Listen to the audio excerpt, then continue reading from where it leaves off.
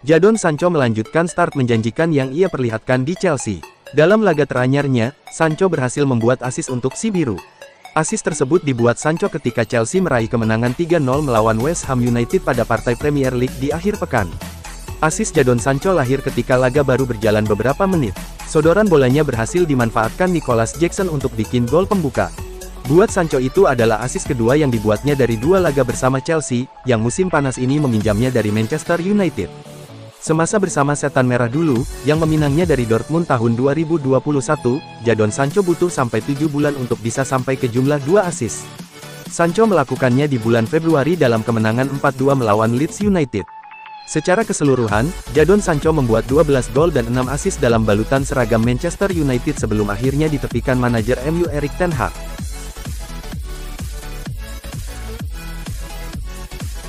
Erik ten Hag mendesak manajemen Manchester United untuk segera memperpanjang kontrak Kobbie Mainoo.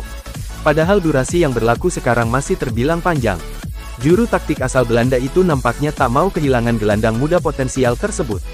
Kobbie Mainoo adalah pemain yang dipromosikan olehnya ke tim utama sejak musim lalu.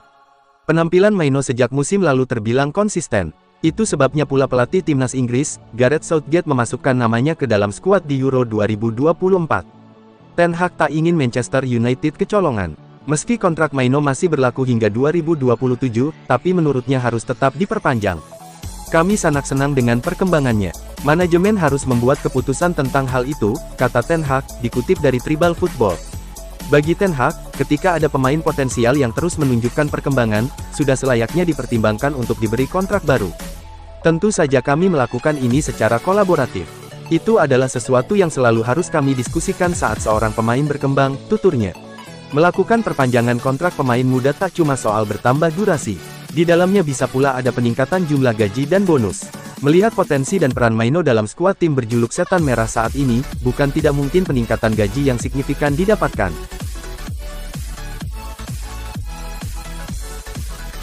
Manchester United kembali meraih hasil mengecewakan setelah bermain imbang tanpa gol melawan Crystal Palace pada Sabtu tanggal 22 September, malam WIB di laga lanjutan Premier League. Hasil ini memperpanjang catatan buruk mereka melawan tim-tim yang berada di papan bawah Premier League, sekaligus menambah tekanan bagi manajer Erik ten Hag setelah awal musim kurang mengesankan. Di pertandingan ini, juru taktik Belanda membuat keputusan kontroversial yang banyak dipertanyakan dengan mencadangkan Marcus Rashford, yang sedang dalam performa terbaiknya. Rashford sebelumnya mencetak gol dalam kemenangan 3-0 Manchester United atas Southampton di Premier League dan menambah 2 gol lagi dalam kemenangan 7-0 melawan Barnsley di Piala Liga. Meski tampil impresif, Ten Hag memilih untuk tidak memasang Rashford sebagai starter melawan Palace. Pelatih asal Belanda itu lebih memilih Joshua Zirkzee sebagai striker utama, dengan Alejandro Garnacho dan Amad Diallo mengisi posisi sayap. Keputusan ini, menurut Ten Hag, bukanlah hal yang sulit karena rotasi pemain dibutuhkan untuk menjaga kebugaran tim mengingat jadwal yang padat, sayang hasilnya tidak sesuai harapan. Ten Hag menjelaskan kepada Sky Sports bahwa Garnacho membutuhkan lebih banyak kesempatan bermain sebagai starter, mengingat pemain muda tersebut sering memberikan kontribusi signifikan meski lebih sering tampil sebagai pemain pengganti. Pemain sayap Argentina itu dinilai memiliki potensi besar dalam hal mencetak gol dan memberikan assist, sehingga Ten Hag ingin memberinya lebih banyak menit bermain. Namun, keputusan tersebut tidak membuahkan hasil yang diharapkan. Rashford yang akhirnya masuk di babak kedua gagal membawa perubahan signifikan bagi permainan United. Hasil imbang ini membuat Manchester United hanya berhasil meraih 2 kemenangan dari 8 pertandingan terakhir melawan tim-tim yang memulai hari di papan bawah klasemen. Dari 8 pertandingan tersebut, The Red Devils hanya mampu menang 2 kali, sementara 4 pertandingan lainnya berakhir imbang dan 2 sisanya berujung kekalahan. Kemenangan United atas tim-tim papan bawah hanya terjadi ketika mereka mengalahkan Sheffield United yang kemudian terdegradasi, serta kemenangan atas Southampton beberapa waktu lalu. Ini jelas menjadi catatan buruk bagi Ten Hag yang diharapkan bisa membawa tim tampil lebih konsisten di semua kompetisi. Setelah pertandingan, Ten Hag mengungkapkan kekecewaannya terkait kegagalan timnya mencetak gol. Meski merasa performa timnya sudah cukup baik, Ten Hag menegaskan bahwa permainan yang bagus saja tidak akan memberikan poin.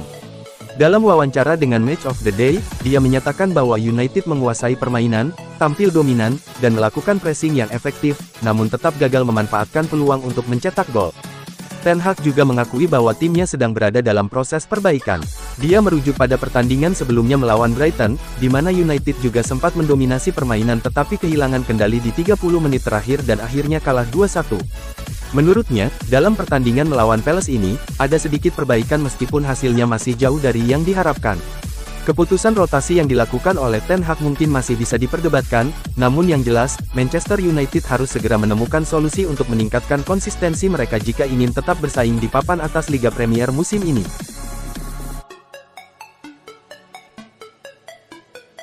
Samuel Lusale dan James O'Ferry resmi bergabung bersama Manchester United. Penandatanganan ini terjadi setelah pihak Premier League dan Football Association memberikan izin kepada Setan Merah untuk memboyong dua pemain muda tersebut. Melansir Sportsmole, Samuel Lusale didatangkan dari klub Premier League, yaitu Crystal Palace. Sementara itu, James O'Ferry memperkuat klub Australia Perth Glory. Berbicara soal performa, kedua pemain muda ini memiliki potensi positif untuk Manchester United. Lusale sudah pernah memperkuat timnas muda Slovakia sebanyak 8 kali sebagai sayap kanan. Sementara itu, O'Ferry yang bermain sebagai bek kanan mencuri perhatian banyak klub berkat permainannya. Pemain muda asal Australia ini unjuk gigi kala Perth Glory berjumpa dengan West Ham United pada Juli tahun 2023 silam. Sampai saat ini, di United, kedua pemain dikabarkan akan memperkuat tim U18 terlebih dulu.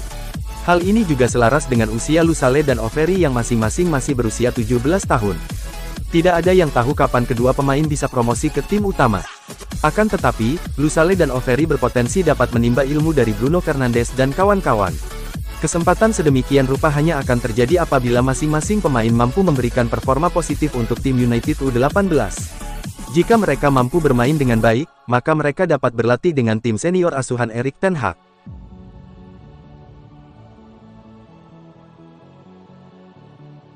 Erik ten Hag mengakui bahwa masalah timnya di pertandingan kontra Crystal Palace adalah masalah penyelesaian akhir. MU banyak membuang-buang peluang. Harus diakui MU memang bermain baik di pertandingan ini. Taktik ten Hag berjalan dengan mulus. Setan Merah berhasil mengepung tim lawan. Persoalannya, gempuran Manchester United tidak membuahkan hasil. Jelas mengecewakan, apalagi melihat penampilan mereka di babak pertama yang sangat dominan. MU tidak efisien di lini serang dan ketika mereka membuang-buang peluang, Palace semakin percaya diri untuk balas menyerang, dan memang itulah yang terjadi.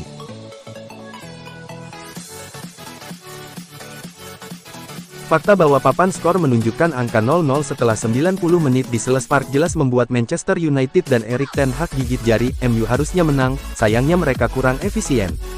MU memang bermain lebih baik daripada tuan rumah sepanjang laga, khususnya di babak pertama. Selama 45 menit awal, Setan Merah membangun serangan dengan sangat baik. MU benar-benar tidak memberikan kesempatan Palace untuk bernapas di babak pertama. Sayangnya, gempuran serangan MU tidak membuahkan hasil. Ketika kami gagal menang, saya tidak merasa puas. Kami seharusnya menang. Di babak pertama, kami menelan mereka hidup-hidup, ujar ten Hag. Saya rasa babak kedua masih lebih seimbang, tapi di babak pertama kami harusnya bisa mencetak 1 gol atau 2 gol. Melihat skuadnya menyia-nyiakan peluang di babak pertama, Ten Hag sebenarnya coba membuat perubahan di babak kedua. Namun, langkah Ten Hag terlambat karena Palace sudah merespons.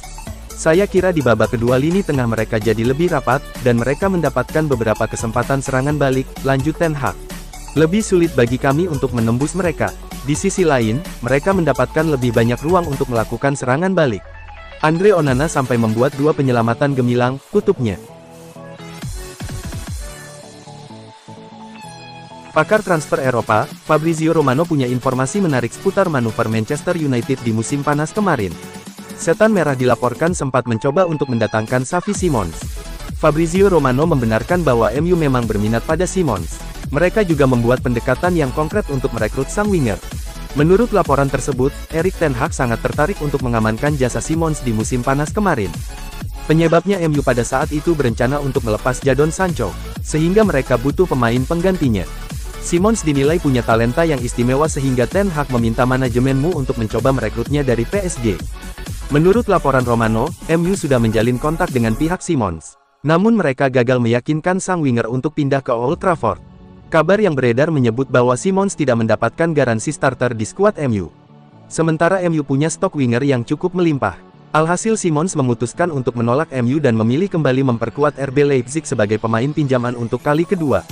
Meski MU gagal mendapatkan Simons, namun Setan Merah berhasil mendapatkan rekan sang winger. United sukses mengunci transfer Manuel Ugarte dari PSG pada deadline day bursa transfer kemarin.